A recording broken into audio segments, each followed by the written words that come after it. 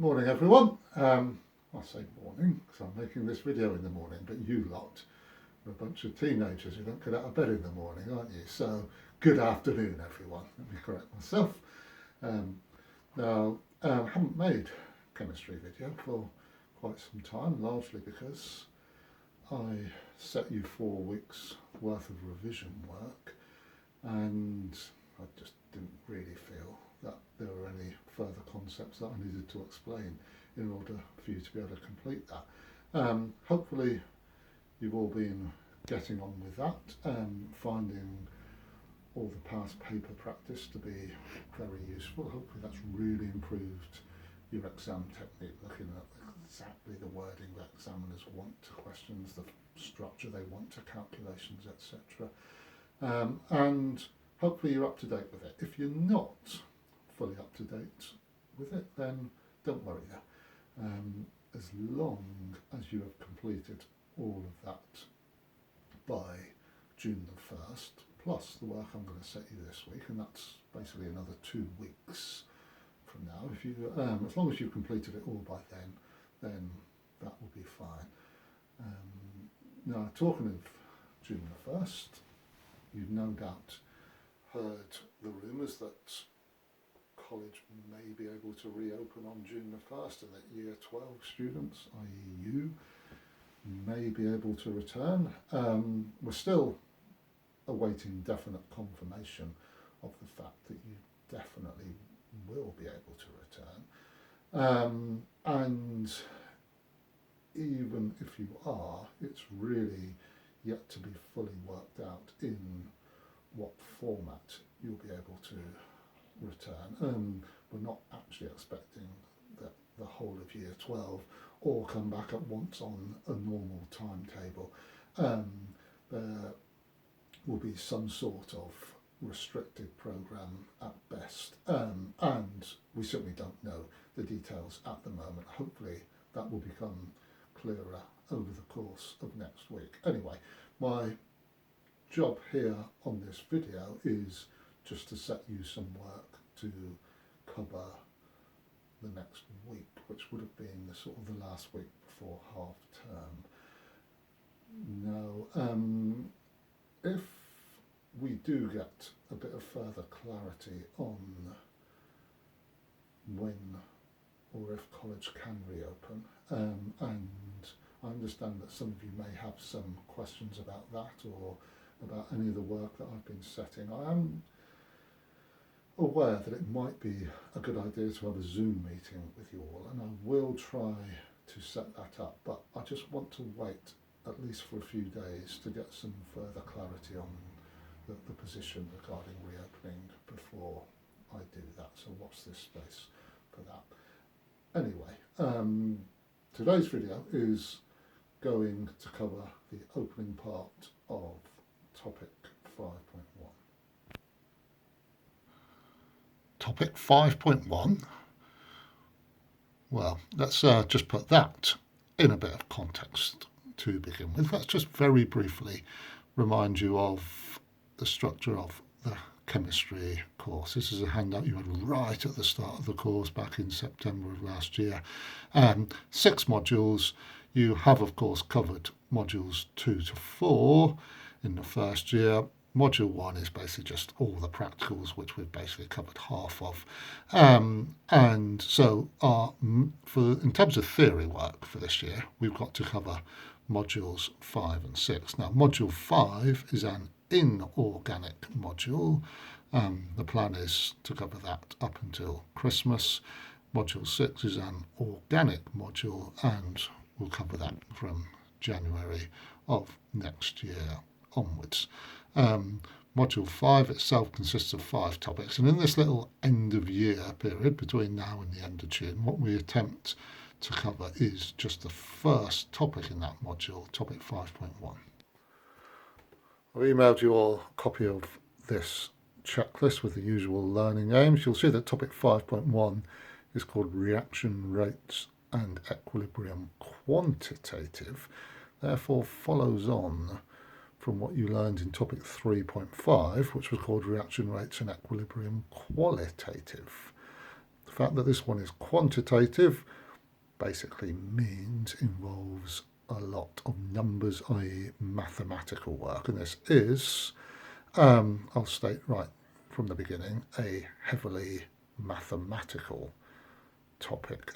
Topics 5.1 and 5.2 are both very mathematical, some pretty complex maths as well, to be honest with you. But it's only those two topics. The rest of Module 5 is not heavily mathematical, and Module 6 isn't either.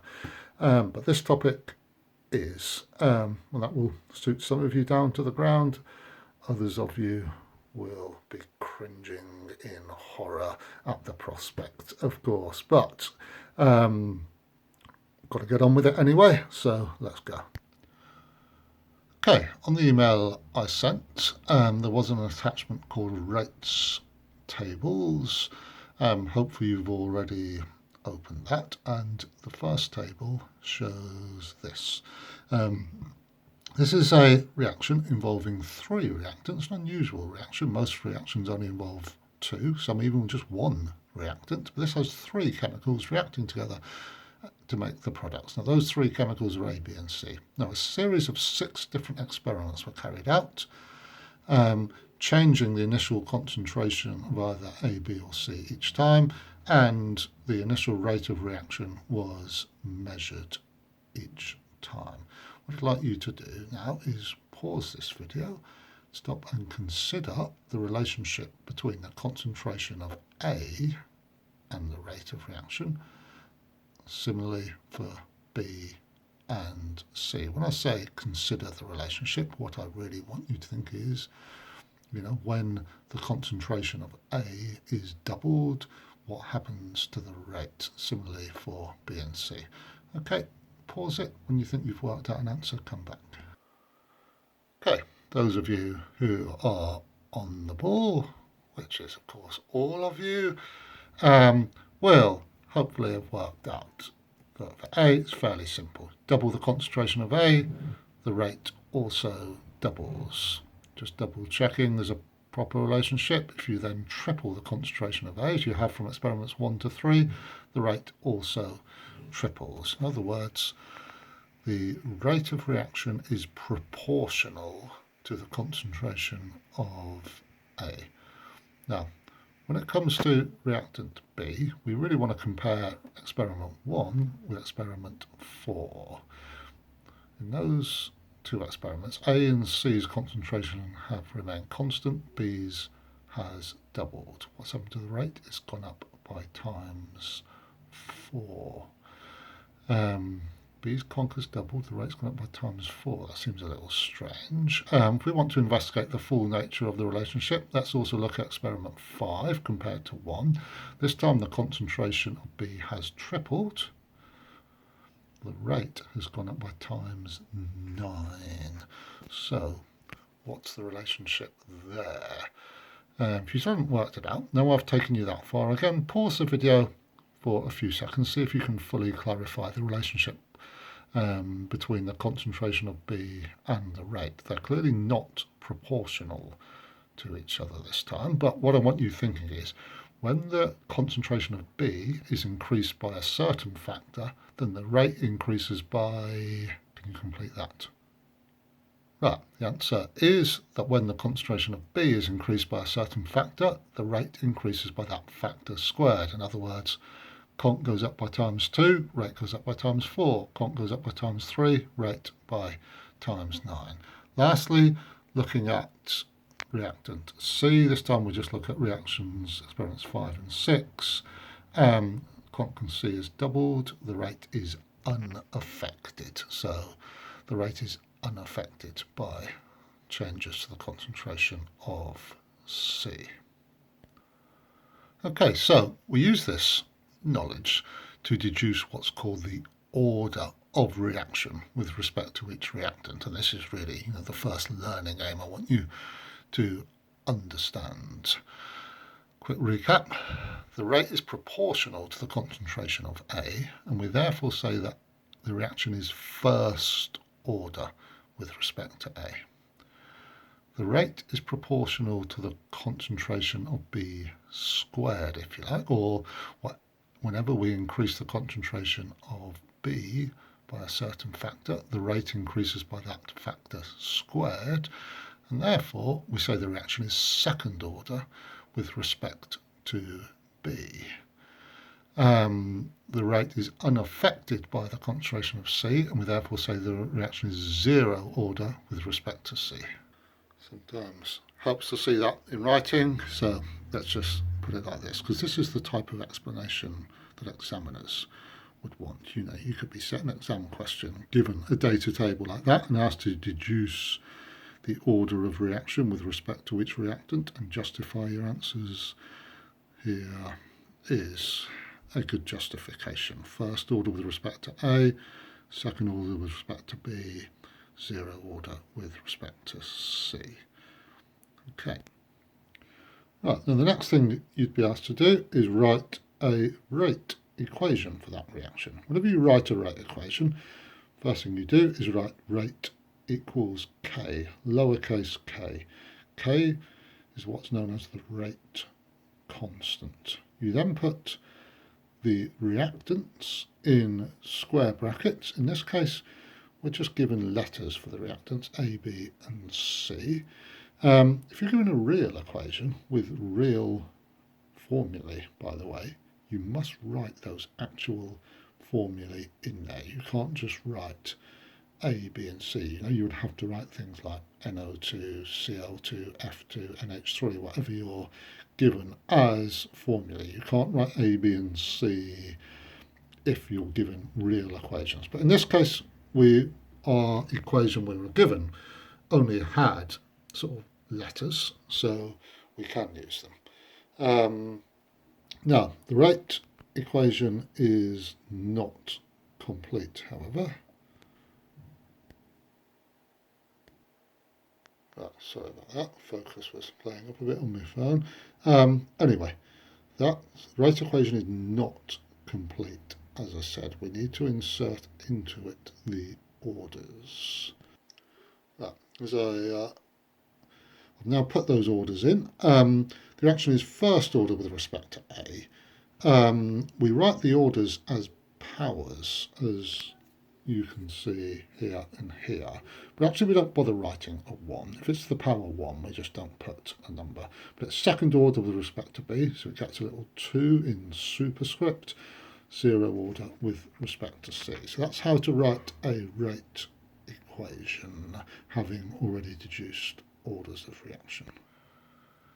Right, in a few seconds I want you to pause the video and take a bit of time to do a couple of things.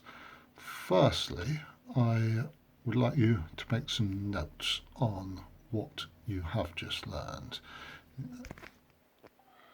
I did send you a notes PowerPoint, put the title topic 5.1 and copy the contents of the first slide. Either copy them out by hand, or if you prefer, you can print that table and stick it onto a piece of paper. The same table is on the other attached document I just showed you called rates tables as well. But then underneath that table, I would like you to write an explanation of stating the order of reaction with respect to A, B, and C, explaining why A, B, and C have those orders, you know, in language that means something to you in the right level of detail, which basically means that when you read back over this in a few months' time, it will make full sense to you. So write the order with respect to A, B, and C, justify those using language which you will be able to revise and understand, and then also write the rate equation for the reaction again and annotate that rate equation to justify it to yourself so that, again, when you read it back in a few months, it makes sense to you. Now, I also sent you a 5.1 question sheet. I then want you to answer questions 1 to 4 on that question sheet once you've finished all of that. I've also sent you a mark scheme for it. Then come back to the video only when you've done both of those tasks, please. Right, once you've done that, just to further reinforce your understanding, Let's just go to another reaction, this time just two reactants, A and B. Here it is the first table showing that you've got a rate equation, obviously showing the reaction is first order with respect to A and first order with respect to B. Could you just complete the values in that table? The second table, giving you a different rate equation. If that was the correct rate equation, can you complete the values accordingly for that one? If you need any help with all of this, by the way, on this same document, I've given you a website you can look at, or you can use the A2 textbook on page 5. If you want to access that A2 texture book, just go on to the Chemistry Year 2 Moodle page. It'll be exciting, won't it? First look at the Year 2 page. You don't need password or anything for that. Just sort of enroll yourself onto the course firstly, then open the web page, then you can open the book in the usual way from the Moodle. Page 5 is what you want to use for help. Okay, there's the answers to those shown. First table, hopefully you managed that easily enough. And second table, because A is second order, for example in the first two rows, because A is doubled, the rate will have to go up by times 4. Looking back at the first table, it's worth emphasising, if we just compare experiment 1 to experiment 5, A has tripled, which by itself causes the rate to go up by times 3. B has doubled, which by itself causes the rate to go up by times 2. So the change in A causes a times 3 increase. Change in B causes a times 2 increase. So the overall increase in the rate is times 3 and times 2, in other words, times 6. Right, there's one last thing I need to explain to you, which is how to work out the units of K, the rate constant. Before I can actually explain that though, we need to go through a few sort of mathematical basics to do with multiplying and dividing powers. Now, if we have A squared times A squared, the answer is A to the power 4. Of course it is, 2 times 2 is 4, but wait a minute. If we've got A squared times A, and of course when we just write A, it means A to the power 1. The answer is not A squared, it's not 2 times 1, it's actually A cubed, or A to the power 3. And if you want that justified, let's just imagine that A equals 2. If you had 2 squared, that's 4, times 2, the answer is 8, and 8 is 2 cubed, or 2 to the power 3. Worth even reminding you of the basic fact that 2 to the power 3 basically means 2 times 2 times 2. What if you were going to do A to the power 3 times A squared? Is the answer A to the power 6, or is it A to the power 5? Well, again, let's use 2 as an example. 2 cubed is 8, 2 squared is 4. The answer is 32, which is actually 2 to the power 5. And again, worth saying, 2 to the power 5 simply means 2 times 2 times 2 times 2, 2 written 5 times. So, in summary, when multiplying powers, you actually add them together. You do not multiply them together. A to the 3 times A to the 2 is A to the 5, not A to the 6. What if one of our powers is a negative power, by the way? Still the same rule. Add them. A to the minus 2 times A to the 3 equals A. Minus 2 plus 3 is 1. So it's A to the 1, but we don't bother writing a 1. A to the minus 2 times A to the minus 2 is A to the minus 4. In other words, minus 2 plus minus 2. So it's the same rule even if you have negative powers. Negative powers?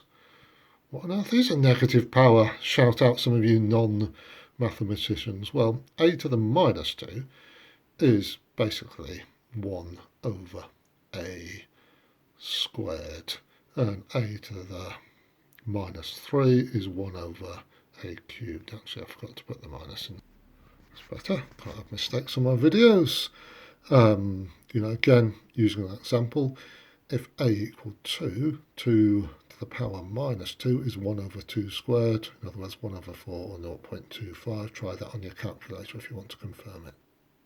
Now on to dividing powers. Now if we do a to the power 4 over a to the power 2, the answer is a to the power 2, or a squared.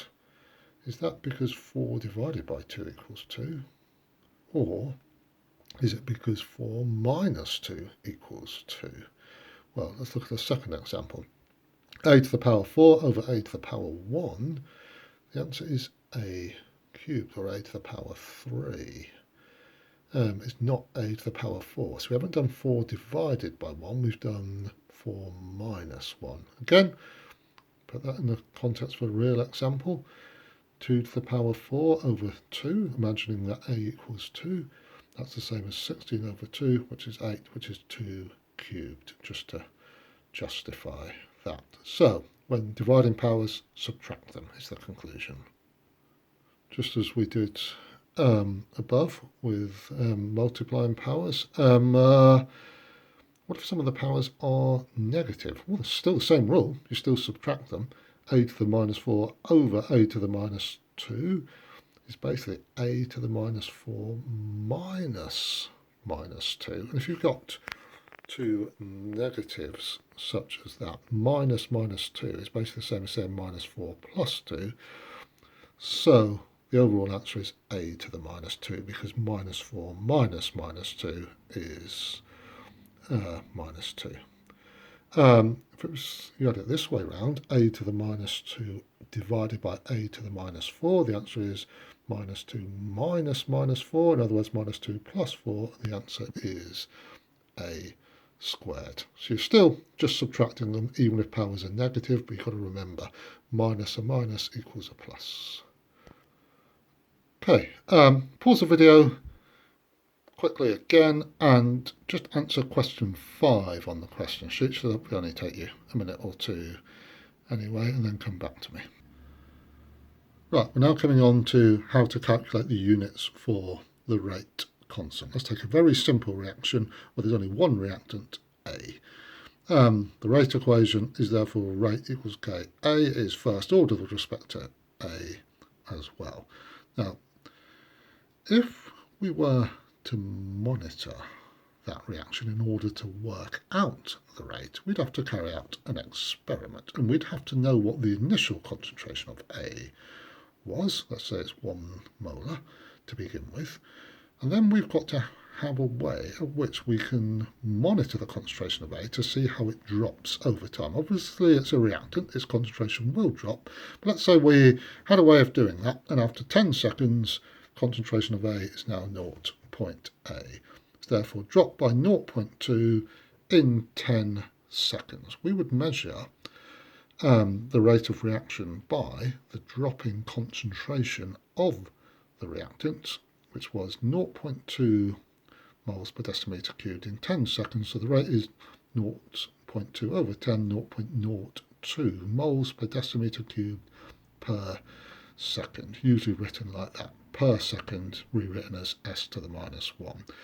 So the units for rate of reaction are moles per decimeter cubed per second, because we measure rate by the drop in concentration of one of the reactants per second. We can, of course, alternatively measure it in terms of the rise in concentration of one of the products per second, but it would still have the same units anyway. Now, we need to understand that those are the units of rate to be able to work out the units of the rate constant. So, let's go back to the reaction we were just looking at. The rate equation is rate equals K times A. If we want to work out the value of K, we could rearrange that equation and just make it rate over the conc of A. And if we're given figures for the rate and figures for the conc of A, we can easily work out the value of k from those figures. But working out the value of k isn't the hard bit. It's working out the units of k. That is hard. Now, if we were going to work out the units of k, we'd have to put the units of rate and the units of concentration into this equation. K equals rate over concentration. The units of rate are that. The units of conc are that. Now, if we want to get a single unit for K, we've got to actually do this as a sum. What is moles per decimetre cubed per second divided by moles per decimetre cubed? Well, the short answer to that is just S minus 1 is the answer to that, and therefore the units of K. Just to quickly justify that, you've got moles to the power 1, and we're dividing here, so we're dividing by powers. No number means to the power 1. Moles to the power 1 divided by moles to the power 1, which means moles to the power 1 minus 1. In other words, moles to the power 0, so it just gets cancelled out. dm to the minus 3 over dm to the minus 3. Not how we deal with moles and decimetre cubed separately. That's dm to the minus 3 minus 3. So minus 3 minus minus 3 is the same as minus 3 plus 3. And dm, again, simply gets cancelled out because that comes to 0.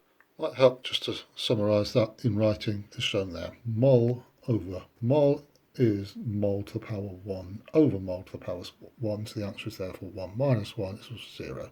Same for dm to the minus 3 over dm to the minus 3. Comes out as dm 0. So in the end, the answer is just s to the minus 1. But that's only if the reaction is first order. Now, what if we've got a second order reaction? Here it's a bit different. Rate equals k times a squared. Rearrange it to make k the subject is easy enough. We then still put the units for rate. The units for rate never change regardless of the order, but the units for the concentration do. It's now that. How do we get that down to sort of a single answer for the units of k? Pause the video, see if you can do it for yourselves. Now, because the concentration of A is squared, that means the units for concentration have to be squared as well. Of course, moles per decimetre cubed squared could be rewritten as moles per decimetre cubed times moles per decimetre cubed. What does that come to? Well, we already know that when multiplying powers, we add them. And we also know to deal with moles and dm separately. Mole will be to the power 1 plus 1, so it's mole 2. dm will be to the power minus 3 plus minus 3, in other words, dm minus 6. Now that's just simplifying the expression on the bottom. That is not the final answer. Okay, so if that's what we put on the bottom, we can rewrite our sort of k expression as this. Now, to get a final answer, it is that. It will be moles to the power 1 minus 2, which is minus 1, decimeters to the minus 3 minus minus 6, in other words, minus 3 plus 6 comes out as dm3. S minus 1 always remains because there's nothing to divide it by. So that will be the units of k for a second order reaction. Real challenge for you now. What if we had an overall third order reaction? We had that rate equation. Could you work out the units of k this time? Pause the video and have a go. Right, here's how you go about it. Rearrange the equation firstly, then put in the units of rate, always the same. Put in the units of conc. Let's just simplify the bottom of that expression. Moles per decimetre cubed squared is the same as moles per decimetre cubed times moles per decimetre cubed, which comes to that. But that's just this part of the bottom of it. It's not even the whole of it. So we could rewrite the bottom of the equation now as moles per decimetre cubed squared times moles per decimetre cubed, which comes to moles to the 2 dm minus 6, multiply it again by moles per decimeter cubed, and the final answer is that. This is just for the bottom of the equation.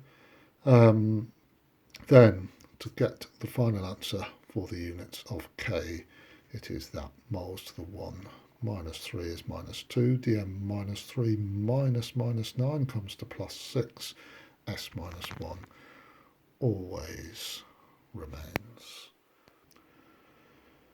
Right, that's just about me finished. You should now be able to go ahead and answer the rest of section A on the question sheet and all of section B as well. There's just 2 quick things to mention. 1. A reminder, if you get a real equation with real formulae like this and you're asked to write A, and you are told that it is first order with respect to both reactants, and you're asked to write a rate equation and you write that, this is what you will get for your troubles. You don't put A and B if you are given real form. That gets you a nice big tick. One last thing, if you're given a table like this and asked to state the order of reaction with respect to the hydrogen and justify your answer, what would be the suitable answer in an exam question that would get you full marks? Well, 4 options there. Pause the video, decide which one you think is the best answer. The answer is, of course, B is the only one of those that would get you full marks. In other words, when writing answers, particularly in section B of the question sheet, you do need to write full sentences. Full sentences. Dun, dun, dun. It's the point at which teenagers recall in horror, no, not a sentence, please, not anything but that. Yes, you do have to write sentences. You don't have to write war and peace out as your answer to these, but it's certainly not enough to put some of these other answers. A is an awful answer. First order is it's proportional, as what is proportional to what. C is a bit better than A, but it's not quite enough. D, very lazy. It's not even saying, from experiment 1 to experiment 2. B is the type of thing we want. You state the order because, well, you can read it for yourself and understand it for yourself, but that is the template for writing answers where you are asked to state the order of reaction and justify your answer. That's the level of detail that is wanted. It's not a huge amount. Okay, that will do for today. Speak to you again shortly. Okay, bye for now, everyone.